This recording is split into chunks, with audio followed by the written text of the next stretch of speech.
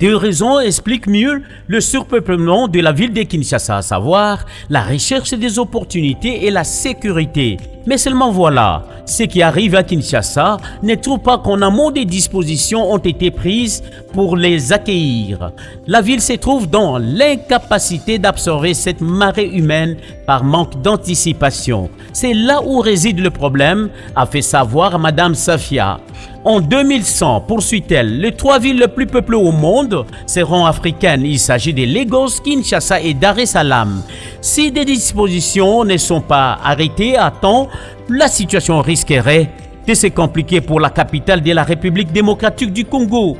C'est dans cette optique que l'Agence française de développement avait apporté son appui au gouvernement.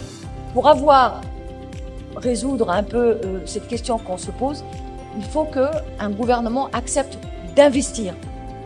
Les pays asiatiques ont mis 40% de leur produit intérieur brut pour aménager leur vie.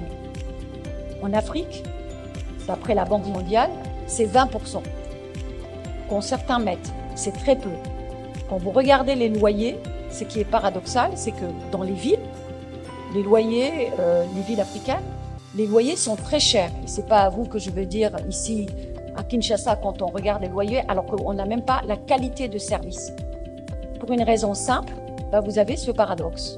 Le fait il n'y a pas de bâtiments, il n'y a pas d'aménagement, donc le peu de logements décents est très restreint et coûte assez cher, donc ça a un impact sur l'économie.